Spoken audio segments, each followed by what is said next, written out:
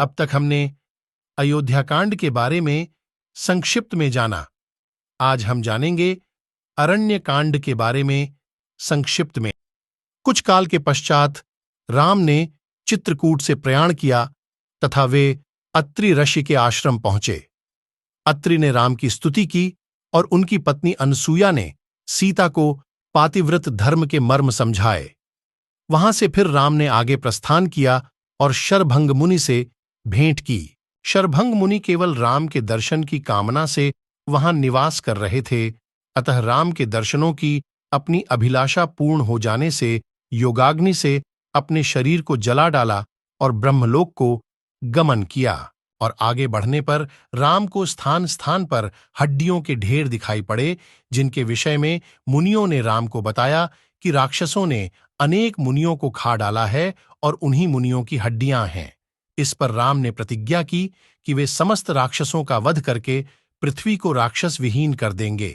राम और आगे बढ़े और पथ में सुतीक्ष्ण, अगस्त्य आदि आर्षियों से भेंट करते हुए दंडक वन में प्रवेश किया, जहां पर उनकी मुलाकात जटायु से हुई। राम ने पंचवटी को अपना निवास स्थान बनाया। पंचवटी में रावण की बहन शूर्पणखा ने आकर राम से प्रणय निवेदन किया। राम ने यह कहकर कि वे अपनी पत्नी के साथ हैं और उसका छोटा भाई अकेला है, उसे लक्ष्मण के पास भेज दिया। लक्ष्मण ने उसके प्रणय निवेदन को अस्वीकार करते हुए शत्रु की बहन जानकर उसके नाक और कान काट लिए। शूर्पणखा ने खरदूषण से सहायता की मांग की और वह अपनी सेना के साथ लड़ने के लिए आ गया। लड़ाई में राम ने खरदूषण और उसकी सेना का संहार कर डाला। शूर्पणखा ने जाकर अपने भाई रावण से शिकायत की। रावण ने बदला लेने के लिए मारीच को स्वर्ण मृग बनाकर भेजा, जिसकी छाल की मांग सीता ने राम से की।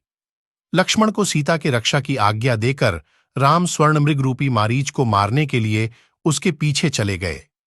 मारीच राम के हाथों मारा गया, पर मरते मरते मारीच ने राम की आवाज बनाकर हा लक्ष्मण का क्रंदन किया, जिसे सुनकर सीता ने आशंकावश होकर लक्ष्मण को राम के पास भेज दिया।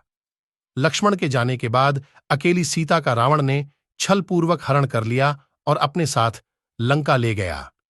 रास्ते में जटायु ने सीता को बचाने के लिए रावण से युद्ध किया और रावण ने तलवार के प्रहार से उसे अधमरा कर दिया। सीता को न पाकर राम अत्यंत दुखी हुए और विलाप करने लगे। रास्ते में जटायु से भेंट होने पर उसने राम को रावण के द्वारा अपनी दुर्दशा होने व सीता को हर कर दक्षिण दिशा की ओर ले जाने की बात बताई। ये सब बताने के बाद जटायु ने अपने प्राण त्याग दिए और राम उसका अंतिम संस्कार करके सीता की खोज में सघन वन के भीतर आगे बढ़े। रास्ते में राम ने दुर्वासा के शाप के कारण राक्षस बने गंधर्व कबंध का वध करके उसका उद्धार किया और शबरी के आश्रम जा पहुंचे, जहां पर कि उसके द्वारा दिए गए झूठे बेरों को उसके भक्ति के वश में होकर खाया। इस प्रकार राम सीता की खोज में सघन वन के अंदर आगे बढ़ते गए। अगली बार हम जानेंगे किष्किंधा कांड के बारे में संक्षिप्त में।